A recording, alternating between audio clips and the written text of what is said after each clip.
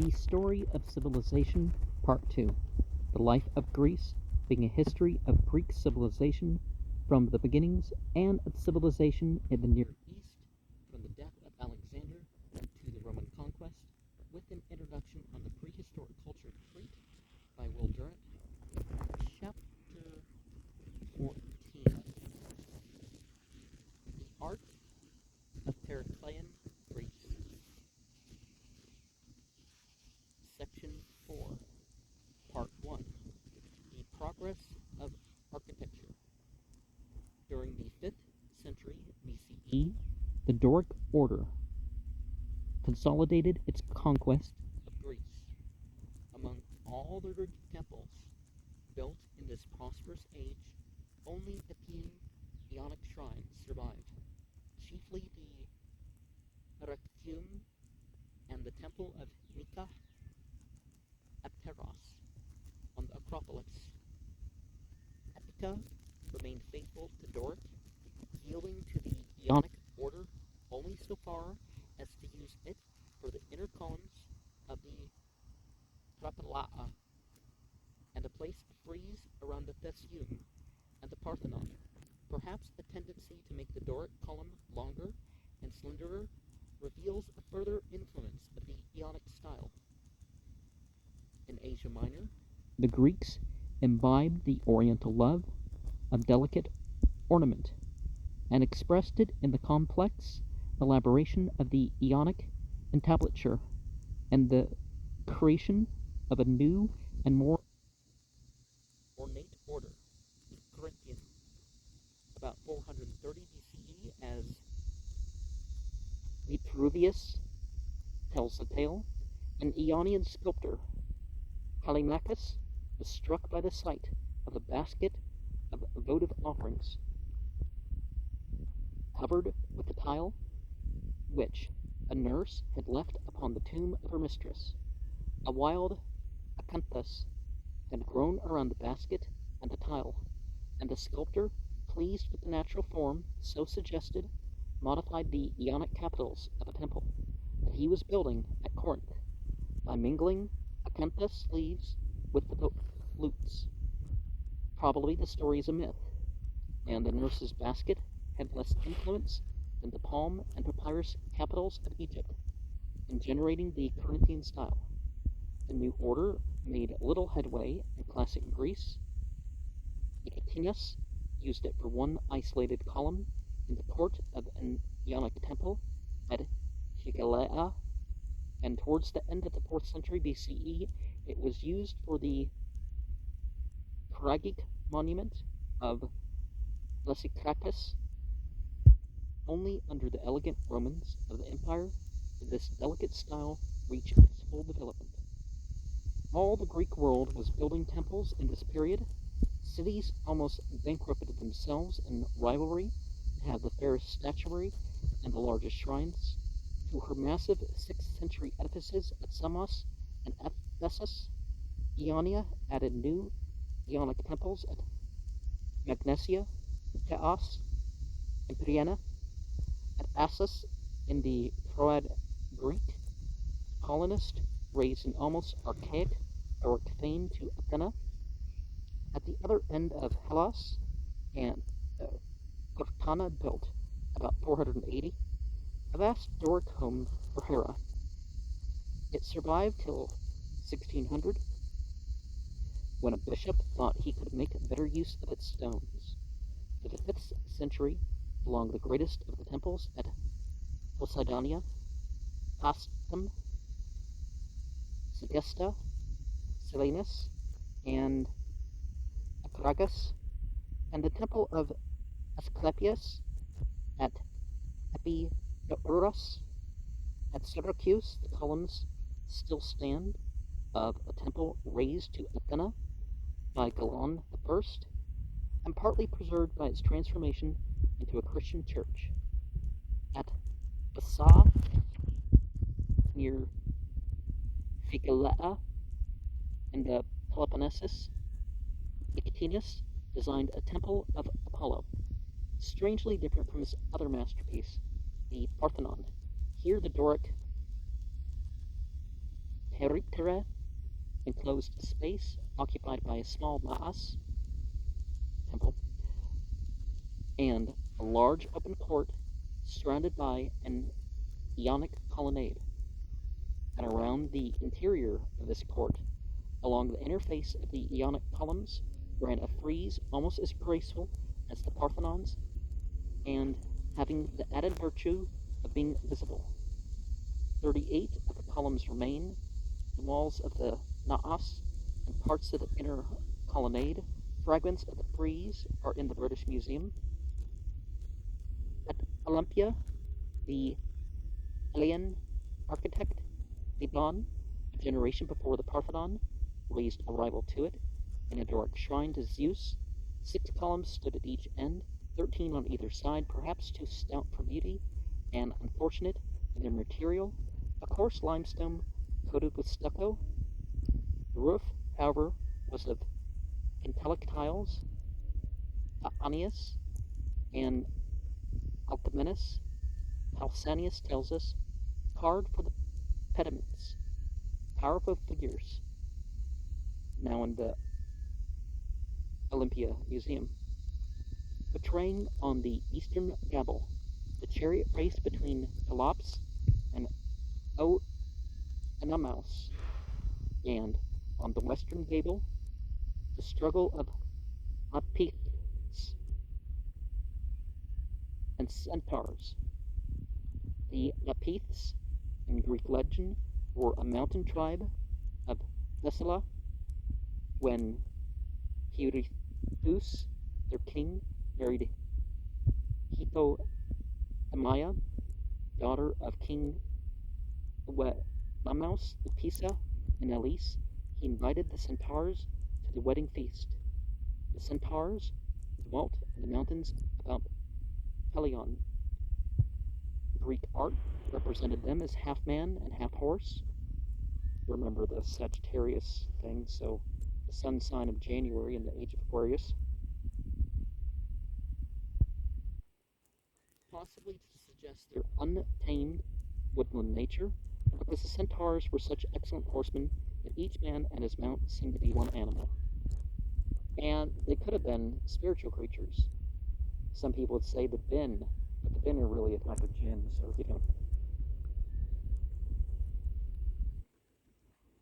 At the feast, these horsemen got drunk and tried to carry off the Lapith women. The Lapiths fought bravely for their ladies and won. Greek art never tired of this story, and perhaps used it to symbolize the clearing of the wilderness from wild beasts, and the struggle between the human and the bestial in man. The figures on the east pediment are archaically stiff and still. Those on the west seem hardly of the same period. For though some of them are crude and the hair is stylized in ancient fashion, they are alive with action, and show a mature grasp of sculptural grouping. Startlingly beautiful is the bride, a woman of no fragile slenderness, but of a full-bodied loveliness that quite explains the war. Well, people prefer different appearances, but a bearded centaur has one arm around her waist, one hand about her breast. She is about to be snatched from her nuptials, and yet the artist portrays her features in such calm repose that one suspects him of having read Lessing or Winckelmann, or perhaps, like any woman, she is not insensitive to the complement of desire. Less ambitious and massive, but more delicately finished, are the extant metopes of the temple, recounting certain labors of Heracles, one wherein Heracles holds up the world for Atlas, stands out as a work of complete mastery. Heracles, it's here, no abnormal giant, rock-ribbed with musculature, but simply a man full and harmoniously developed. Before him is Atlas, whose head would adorn the shoulders of Plata. At the left is one of Atlas's daughters, perfect in the natural beauty of healthy womanhood. Perhaps the artist had some symbolism in mind when he showed her gently helping the strong man bear the weight of the world.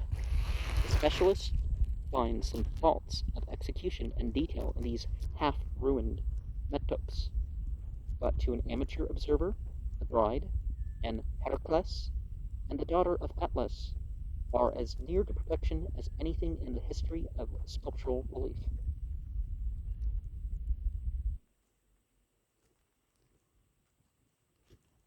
Part 2. The Reconstruction of Athens.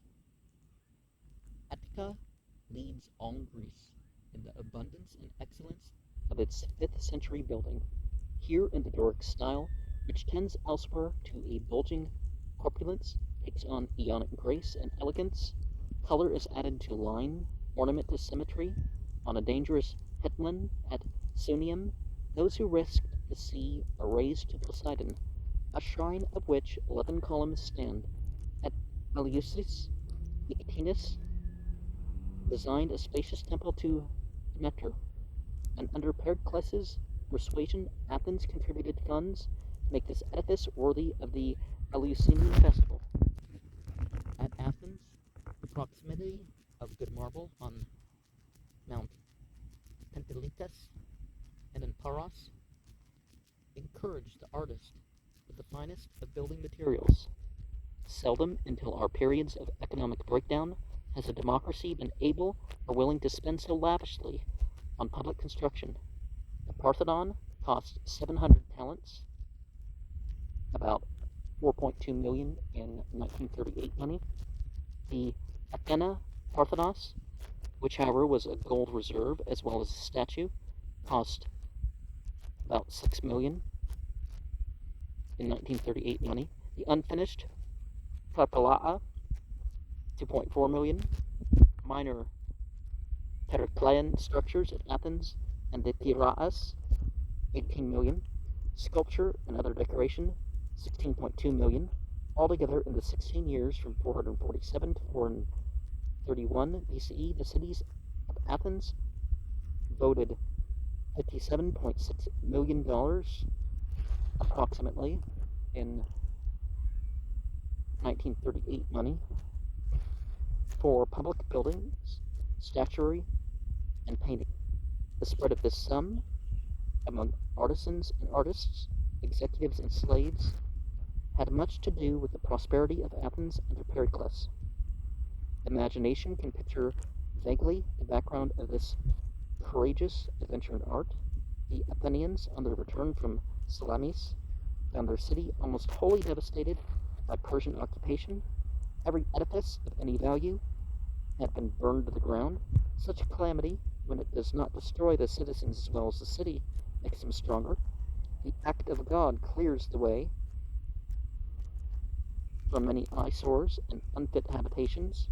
Chance accomplishes what human obstinacy would never allow, and if food can be found through the crisis, the labor and genius of men create a finer city than before. Just like if there was an EMP event without anything else, and 95% of the country died, people would be, or the sea level went up or something like that. It was natural. We'd probably be better off after things settle down, for a couple generations at least. The Athenians, even after the war with Persia, were rich in both labor and genius, and the spirit of victory doubled their will for great enterprise. In a generation, Athens was rebuilt, a new council chamber rose, a new prytaneum, new homes, new porticos, new walls of defense,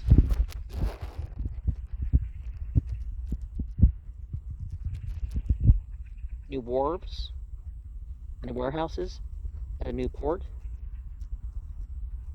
About 446 BCE, Hippodamus of Miletus, chief town planner of antiquity, laid out a new Piraeus and set a new style by replacing the old chaos of haphazard and winding alleys with broad straight streets crossing at right angles, an elevation a mile northwest of the Acropolis. A known artist raised that smaller Parthenon known as the Theseum or Temple of Theseus. The name is a mistake since the temple, erected in 425, could not have been the Theseum to which, in 469 BCE, Timon brought the supposed bones of Theseus, but the time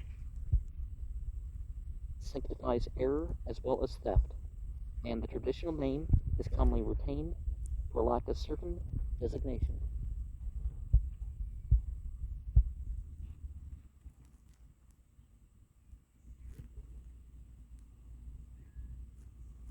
Sculptors filled the pediments with statuary, and the metopes with reliefs, and ran a frieze above the inner columns at both ends. Painters colored the moldings, the triglyphs, metopes, and frieze, and made bright murals for an interior dimly lit by light shining through marble tiles.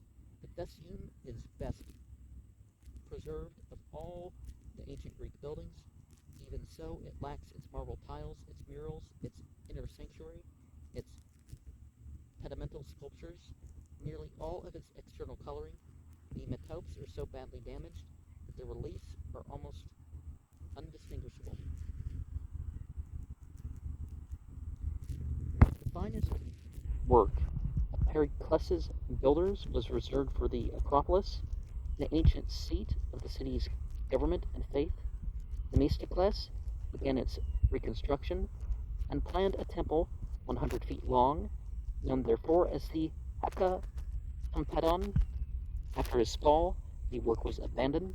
The oligarchic party opposed it on the ground that any dwelling for Athena, if it was not to bring bad luck to Athens, must be built upon the site of the old temple of Athena Polias, i.e. Athena of the city, which the Persians had destroyed.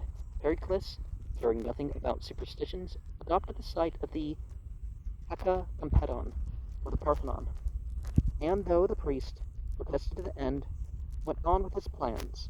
On the southwestern slope of the Acropolis, his artist erected an odeum, or music hall, unique in Athens for its cone-shaped dome. It offered a handle to conservative satirists, who thenceforth referred to Pericles' conical head as his Odeon, or Hall of Song. The odeum was built for the most part of wood, and soon succumbed to time. In this auditorium, musical performances were presented, and the Dionysian dramas were rehearsed, and there annually were held the contests instituted by Pericles in vocal and instrumental music. The versatile statesman himself often acted as a judge in these competitions.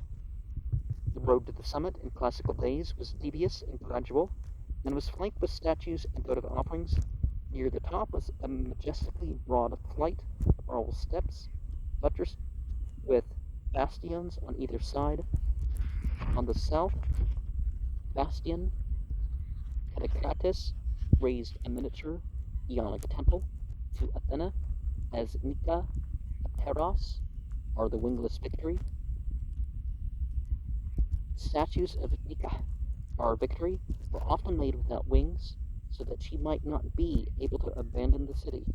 The temple was pulled down by the Turks in 1687 to make a fortress. Lord Elgin rescued some slabs of the frieze and sent them to the British Museum. In 1835, the stones of the temple were put together again. The restored building was replaced on the original site, and terracotta casts were substituted for the missing parts of the badly damaged frieze. Elegant reliefs, partly preserved in the Athens Museum, adorn the external balustrade with figures of winged victories, bringing to Athens their far-gathered spoils. These Nikai are in the noblest style of Phidias, less vigorous than the massive goddess of the Parthenon, but even more graceful in motion, and more delicate and natural in the portrayal of drapery. The victory, tying her sandals, deserves her name. for she is one of the triumphs of Greek art. Now, are they trying to say that style or clothes makes up for lack of certain physical beauty or features that would be ideal? I guess it would to a degree, but at the top of the Acropolis, and what degree it does obviously would vary per the person, right? At the top of the Acropolis stands Menesicles, built in elaboration of Magnaan pylons, an entrance with 5 openings, before each of which stood a Doric portico. These colonnades, in time, gave to the whole edifice the name of Propylaea, or before the gates. Each portico carried a frieze of triglyphs and metopes, and was crowned with a pediment. Within the passageway was an Ionic colonnade, boldly inserted within a Doric form. The interior of the northern wing was decorated with paintings by Pelaginatus and others, and contained votive tablets, pinakes of terracotta or marble, hence its name of Pinak Apeka, or Hall of Tablets. The small south wing remained unfinished. War, or the reaction against Pericles, put a stop to the work, and left an ungainly mass of beautiful parts as a gateway to the Parthenon. Within these gates, on the left, was the strangely oriental Erechtheum. This too was overtaken by war. Not more than half of it was finished when the disaster of Agaspotame reduced Athens to chaos and poverty. It was begun after Pericles' death, under the prodding of conservatives who feared that the ancient heroes, Erechtheus and Cecrops, as well as the Athena of the older shrine, and the sacred snakes that haunted the spot, would punish Athens for building the Parthenon on another site. The varied purposes of the structure determined its design and destroyed its unity. One wing was dedicated to the Athena Callias and housed her ancient image. Another was devoted to Erechtheus and Poseidon. The Naas, or Kella, instead of being enclosed by a unifying peristyle, here was buttressed with 3 separate porticos. The northern and eastern porches were upheld by slender Ionic columns, as beautiful as any other kind. These columns, rather than those of the Parthenon, set the style for the latter architecture. The foot of each was modulated into the stolobata by an Attic base of 3 members, articulated by fillets or bands. The top of the column was graduated into the voluted capital by a band of flowers. The entablature had a richly decorated molding, a frieze of black stone, and under the cornice a series of reliefs. The egg and dart and honeysuckle ornament of the molding was as carefully carved as the sculpture. The artists were paid as much for a foot of such molding as for a figure in the frieze. In the northern porch was a perfect portal, adorned with the molding of marble flowers. In the cella was the primitive wooden statue of Athena, which the pious believed had fallen from heaven. There, too, was the great lamp, whose fire was never extinguished, and which Callimachus, the Cellini of his time, had fashioned of gold and embellished with acanthus leaves, like his Corinthian capitals. The south portico was the famous porch of maidens, or Caratides. The term was applied to the figures by the Roman architect Vitruvius, from the name given to the priestesses of Artemis at Caraa in Laconia. The Athenians called them simply Sarai maiden. And remember the term Korah, as, people talk about the young goddess Kor. These patient women were descended, presumably, from the basket bearers of the Orient. And an early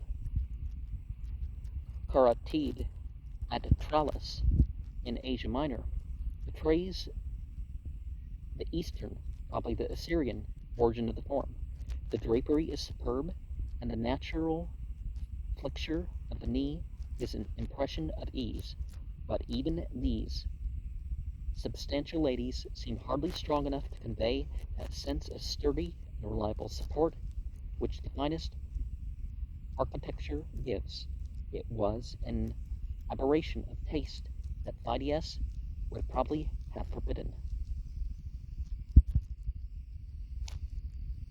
Part 3. The Parthenon. In 447 BCE, Ectinius, aided by Callicrates and under the general supervision of Phidias and Pericles, began to build a new temple for Athena Parthenos. In the western end of the structure, he placed a room for her maiden priestess and called it the Room of the Virgins, Ton Parthenon. And in the course of careless time, this name of a part, by a kind of architectural metaphor, was applied to the whole. Ectinus chose as his material the white marble of Mount Pentelicus, veined with iron grains. No mortar was used. The blocks were so accurately squared and so finely finished that each stone grasped the next as if the two were one. The column drums were bored to let a small cylinder of olive wood connect them, and permit each drum to be turned around and around upon the one below it, until the meeting surfaces were ground so smooth that the division between the drums was almost invisible. The style was pure Doric and of classic simplicity. The design was rectangular, where the Greeks did not care for circular or conical forms. Hence, there were no arches in Greek architecture, though Greek architects must have been familiar with them. The dimensions were modest, 228 by 101 by 65 feet, probably a system of proportion, like the Periclean canon, prevailed in every part of the building, all measurements bearing a given relation to the diameter of the column. At Poseidonia, the height of the column was 4 times its diameter. Here it was 5, and the new form mediated successfully between Spartan sturdiness and Attic elegance. Each column swelled slightly, 3/4 of an inch in diameter, from base to middle, tapered toward the top, and leaned toward the center of its colonnade. Each corner column was a trifle thicker than the rest. Every horizontal line of stylobata and entablature, stylobate, I'm not sure if they're trying to render a Greek word, but stylobate and entablature was curved upward towards its center, so that the eye, placed at one end of any supposedly level line, could not see the farther half of the line. The metopes were not quite square, but were designed to appear square from below. All the ancient Egyptians used the same thing too, is that they had different shapes because it would appear different from a different place.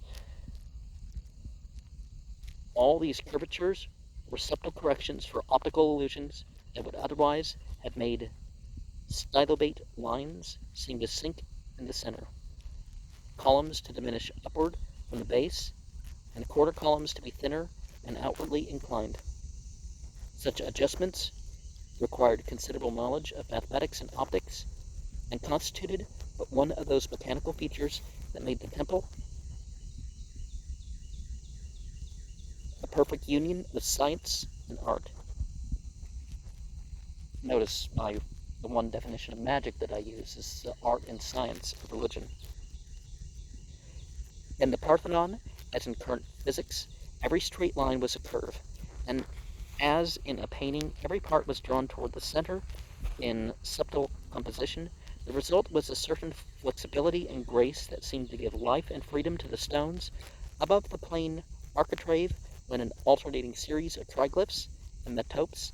In the 92 metopes were high reliefs, recounting once more the struggle of civilization against savagery. In the wars of Greeks and Trojans, Greeks and Amazons, Piths and centaurs, giants and what they took to be gods, these slabs are clearly the work of many hands and unequal skills. They do not match in excellence the reliefs of the Pelophrese, though some of the centaur heads are Rembrandts in stone. In the gable pediments were statuary groups carved in the round and heroic size. In the east pediment, over the entrance, the spectator was allowed to see the birth of Athena from the head of Zeus. Here was a powerful, recumbent Theseus. The naming of the Parthenon figures is mostly conjectural. A giant capable of philosophical meditation and civilized repose, and a fine figure of Ibris, the female Hermes, with drapery clinging and yet blown by the wind, for Phidias considers it an ill wind that does not disturb some robe. Here also was a majestic Hebe, the goddess of youth, and it's not really a fetish, but attracted to women that haven't wrinkled yet. They call it hepsophile. Who filled the cups of Olympians with nectar. And here, well, I mean, people, not just women, but, nectar. And here were three imposing fates. In the left corner, four horses' heads, eyes flashing, nostrils, snorting mouths, foaming with speed, announced the rising of the sun, while in the right corner the moon drove her chariot through her setting. These 8 are the finest horses in sculptural history. In the west pediment, Athena contested with Poseidon, the lordship of Attica. Here again were horses as if to redeem the forked absurdity of man, and reclining figures that represented, with unrealistic magnificence, Athens. Modest streams. Perhaps the male figures are too muscular and the female too spacious, but seldom has statuary been grouped so naturally, or so skillfully adjusted to the narrowing spaces of the pediment. All other statues, says Canova, with some hyperbole, are of stone. These are of flesh and blood. More attractive, however, are the men and women of the frieze. For 525 feet along the top of the outer wall of the Tilla, within the portico, run this most famous of all reliefs. Here presumably the youths and maids of Attica are bearing homage and gifts to Athena on the festival day of the Panathinaike Games.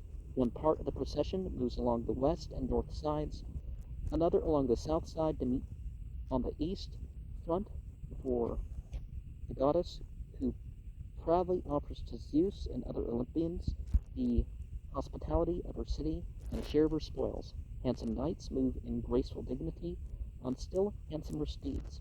Chariots support dignitaries, while simple folk are happy to join in on foot.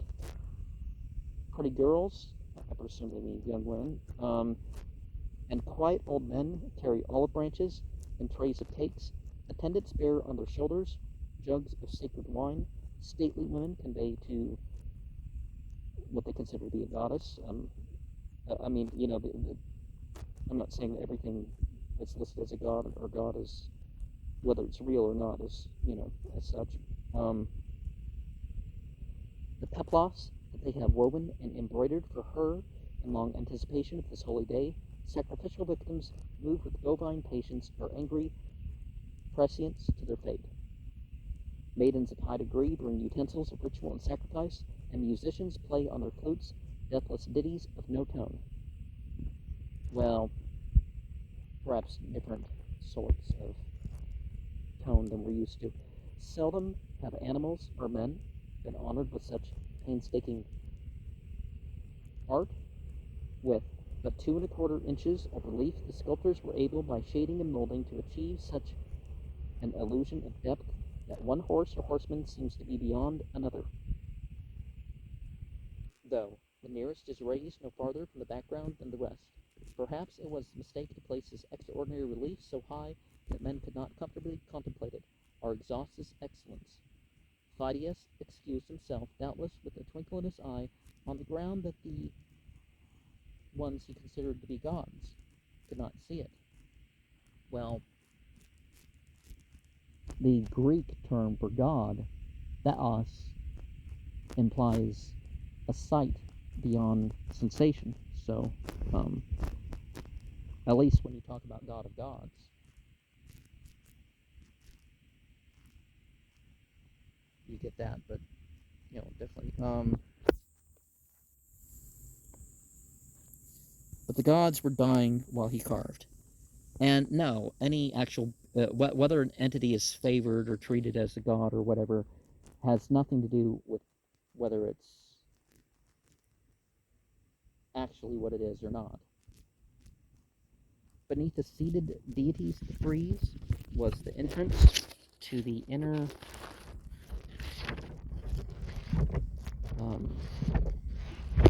let me run past the 64 pictures here. The inner temple. The interior was relatively small. Much of the space was taken up by two double-storied Doric colonnades that supported the roof and divided the naos into a nave and two aisles, while in the western end, Athena Parthenos blinded her worshippers with the gold of her raiment, or frightened them with her spear and shield and snakes. Behind her was the room of the virgins, adorned with 4 columns in the Ionic style. The marble tiles of the roof were sufficiently translucent to let some light into the nave, and yet opaque enough to keep out the heat. Moreover, piety, like love, depreciates the sun. The cornices were decorated with careful detail, surmounted with terracotta acroteria, and armed with gargoyles to carry off the rain.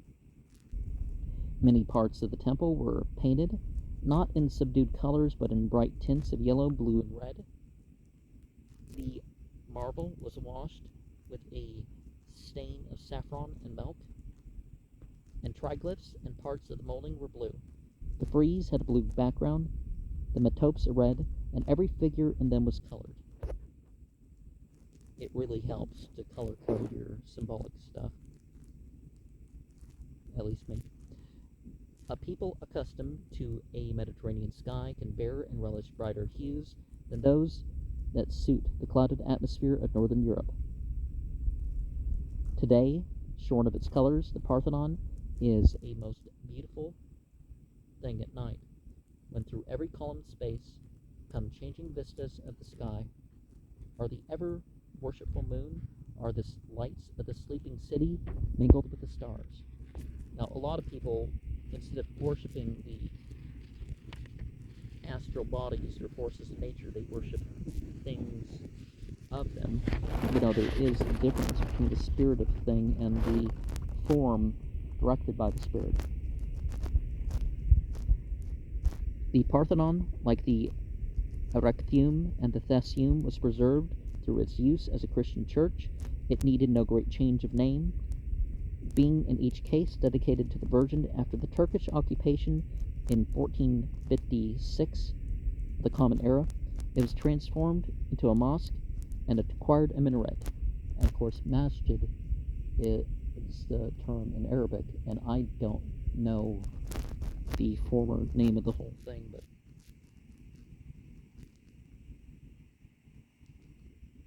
in 1687, when the Venetians besieged Athens, the Turks used the temple to store each day's supply of powder for their artillery. The Venetian commander, so informed, ordered his gunners to fire upon the Parthenon. A shell pierced the roof, exploded the powder, and laid half the building in ruins. After capturing the city, Morosini tried also to take the pediment statuary, but his workmen dropped and smashed the figures in lowering them. In 1800, Lord Elgin, British ambassador to Turkey, secured permission to remove a part of the sculptures for the British Museum, on the ground that they would be safer there than at Athens against weather and war. His spoils included 12 statues, 15 metopes, and 56 slabs of the frieze. The museum's expert on sculpture advised against buying this material. It was only after 10 years of negotiations that the museum agreed to pay $175,000 for them, which was less than half of what Lord Egan had spent in securing and transporting them. A few years later, during the Greek War of Independence, 1821 to 1830, the Acropolis was twice bombarded, and much of the Erechtheum was destroyed. Some metopes of the Parthenon are still in place. A few slabs of the frieze are in the Athens Museum, and a few others in the Louvre. I think that's how you. I think you just don't pronounce the VRE at the end. The citizens of Nashville, Tennessee, have built a replica of the Parthenon in the same dimensions as the original, with like materials, and so far as our knowledge goes, with the same decorations and coloring. And the Metropolitan Museum of Art contains a small hypothetical reproduction of the interior. Greek art was the greatest of Greek products, for though its masterpieces have yielded one by one to the voracity of time, their form and spirit still survived sufficiently to be a guide and stimulus to many arts, many generations, and many lands. There were faults here, as in all that men do. The sculpture was too physical and rarely reached the soul. It moves us more often to admire its perfection than to feel its life. The architecture was narrowly limited in form and style, and clung across 1,000 years to the simple rectangle of Machnaean Magaron. It achieved almost nothing in secular fields. It attempted only the easier problems of construction and avoided difficult tasks like the arch and the vault, which might have given it greater scope. It held up its roofs with the clumsy expedient of internal and superimposed colonnades. It crowned the interior of its temples with statues whose size was out of proportion to the edifice, and whose ornamentation lacked the simplicity and restraint that we expect of the classic style. One might also note that the lack of order in the arrangement of the building on the Acropolis or on the sacred enclosure at Olympia, but it is difficult to say whether this disorder was a defect of taste or an accident of history. But no faults can outweigh the fact that Greek art created the classic style. The essence of that style, if the theme of this chapter may be restated in closing, is order and form, moderation in design, expression and decoration, proportion in the parts, and unity in the whole. The supremacy of reason without the extinction of feeling. A quiet perfection that is content with simplicity, and a sublimity that owes nothing to size. No other style but the Gothic has had so much influence. Indeed, Greek statuary is still the ideal, and until yesterday, the Greek column dominated architecture to the discouragement of more congenial forms. It is good that we are freeing ourselves from the Greeks. Even perfection becomes oppressive when it will not change, but long after our liberation is complete, we shall find instruction and stimulus in that art which was the life of reason and form, and of that classic style which was the most characteristic gift of Greece to mankind. Well, it's overstating the thing about perfection, but I'm reading this stuff and so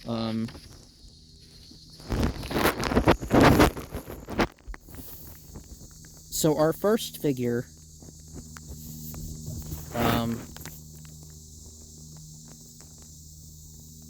has a very stereotypical Greco-Roman appearance of a thin woman. But of course, you presume they're portraying the ideals as we've instituted here. And this is known as Hagia, and is called the goddess of health. And then we have a cupbearer with that contrasting colors between the clothes and the person. And it's a big conical cup. And then we have a snake goddess figure. Remember the thing about Hecate and Azidahaka, the snakes on each side, and, you know, good or bad context we have these sort of myths over and over again. The wall fresco and throne of Enos, and is this supposed to be a lion? It has kind of curved it, but it could be a dog, but it doesn't really have a head of a dog. It kind of has a head like that kind of points up, like almost like it's a bird or something. Then we have a cup, something animals going on in there, and plants. I'm not exactly sure. Very useful drinking cup. The mask that's thought to be of Agamemnon in the Athens Museum. And that's kind of flat, and, you know, he's, whoever it is, it's obviously a worn out individual. But he seems kind of peaceful. Then we have a warrior from the temple of Aphaa at Agena, you know, with his spear and crested helmet and shield. And the theater, you know, the rows that, you know, you have like steps down, and it helps amplify it. We have the Temple of Poseidon, or Postum, and it's very typical. You have how many columns? 5. Okay, 13, 14 by 6, but we don't know how many. Oh, yeah, no, we don't have everything in the middle. So we have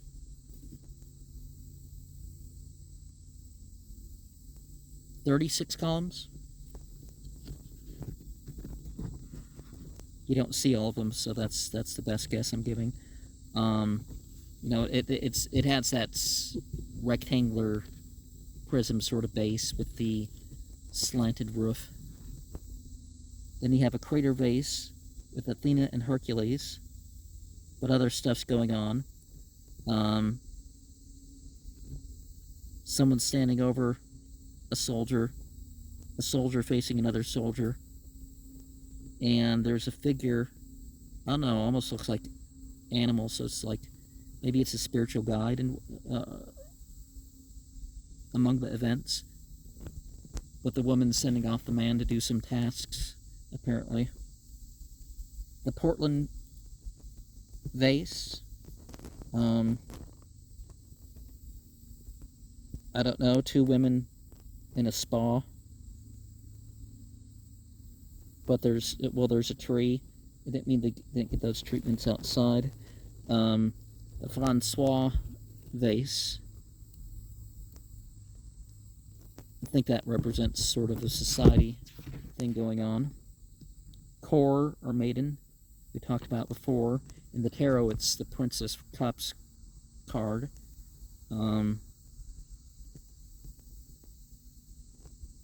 Delicate enough in dress, but firm and sort of a being of potential, and but you have indication of play, I think, with some of the stuff, but not so much in that. And then we have the Coiseul Galphi, okay, Apollo.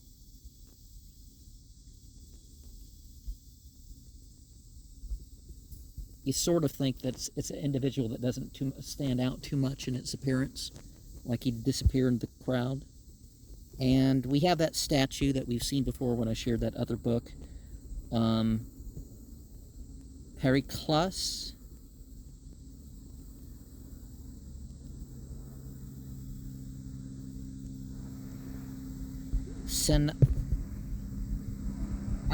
Who Eos.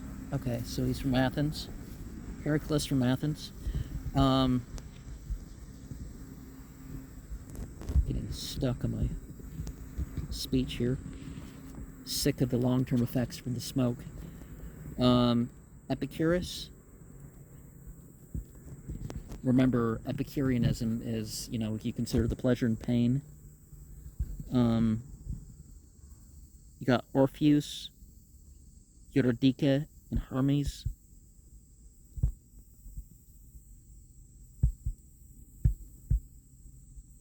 And I guess they're having some sort of council. You have the birth of Aphrodite. I don't know whether they're trying to cover her because she's born like a fully developed woman, or whether she's emerging from the covering. We have the Ludovisi throne, some woman playing something, another woman without clothes playing something. So you got a fully modest woman on one side, and on the right side, and on the left side you got a naked woman playing a musical instrument. But I think she's got a musical instrument on the right side. Something with her hands, and the other one's a flute. And the Diadomenos, I don't know what he was doing, holding something up, maybe prepared to act in some way. Some of these figures, they're standing by a tree or some pile of something. And Apollo Soractonus, the lizard killer. Oh, he's watching a lizard. Why would you just want to kill a lizard just to kill a lizard? What's wrong with you? The discus thrower. He's missing part of the one leg and part of the hand and the head and all that. But maybe at some point he had a discus with him. But the posture, maybe that's why he got the name. The Athena, she leans on the staff, and maybe it's pointed towards her head. It's obviously a figure. It's a war figure, but she's contemplative. I think that's the indication. And the rape of the Lapith bride. Well, we don't have the actual act, but we have a horse and the guy carrying her off, I guess. The stela of Themisistrata in the Athens Museum. Some sort of agreement between a man and a woman that's seated, and maybe those are her sons, and it's in sort of a temple arrangement. Something Masistrata. Oh, okay, that's where you get it, but I don't see all the letters. Masistrata Rotra. Yeah, I can't make everything out. Oh. Trai Yao. Heracles and Atlas. Some of it's missing. I presume Hercules is the... Oh, Heracles is... I presume he's the naked guy. Wait, no, Atlas would be the naked guy. He's holding something up. And Atlas, I guess maybe Atlas would be the one with the hands out and moving them or something. Nike fixing her sandal. She lifts up her foot. He reaches for her foot in all those flowing robes. The Kapalaa and the temple of Nika Apteros. A bunch of steps and all sorts of callings and stuff. I guess there's some new fencing to protect it. The charioteer of Delphi. He's got straps, so he's ready to whip the animal. In general, you should avoid whipping the animals to their behaviors. The Caryatid from the Erectium. So, it's part of a column. I was thinking for a second that this woman had something on her head, but her hands are behind her back. And picture of the Parthenon. the roof and stuff sort of broke down a bit. Goddess and Eris, and they're missing their heads. 3 women. 2 are seated. One looks like she's going to get up, and the other is kind of leaning forward. Maybe stages of movement. Kekrops and daughter.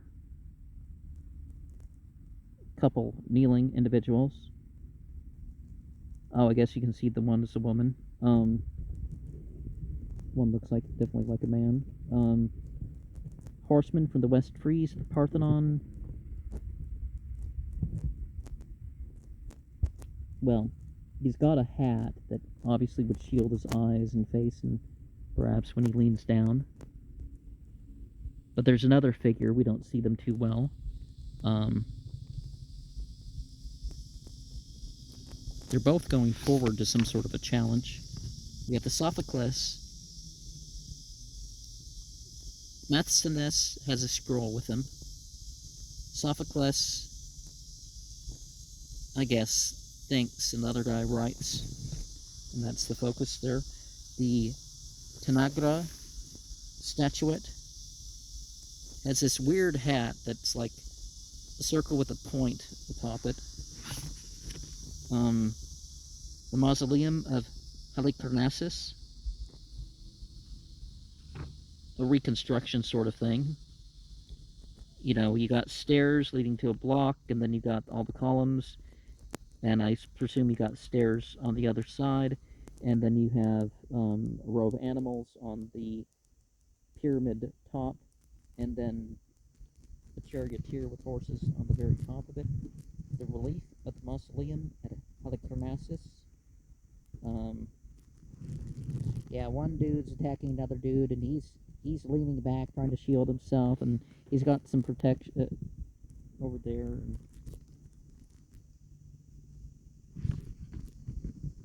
The Aphrodite of Cnidus is almost naked, but she's trying not to be. The Nike of Paonius. She's kind of stepping off of things a bit. The Hermes of Praxiteles. I don't care what climate you live in. Running around naked is not as good on your body. Just not just the exposure from the elements, but the environment. Rather tear your clothes and tear your skin or something, right? And Hermes is with a kid. Is that supposed to be a woman? Because you can't really see. The pile looks like a garment, so probably there was a woman there. And the head of Praxiteles, Hermes, young, relaxed, but yet determined, or something like that. The Doryphoros of Polyclitus, reproduced by Apollonius. He's a bit upset. He has that hair that you think when they draw the Roman emperors. And you got more of a curl in Meleager's head. And he, again, looks upset, but not the same sort of upset. And there's a head of a... Yeah, that's definitely an adolescent, I would think. Although some might look like that until they get wrinkles, so I don't know. From Chios, very smooth features. The Apoxiomenos was copied by after Lysippus, and so the guy has a slight worried face on him, but he's determined. He's reaching out. His hands are almost, the raging or dancing monad. Yeah, sometimes you don't know from a picture whether someone's throwing a fit or whatever. And so you have another woman and the Niobe daughter. Again, her clothes are all hanging off herself and whatnot. The Aphrodite headless and pretty much armless from behind.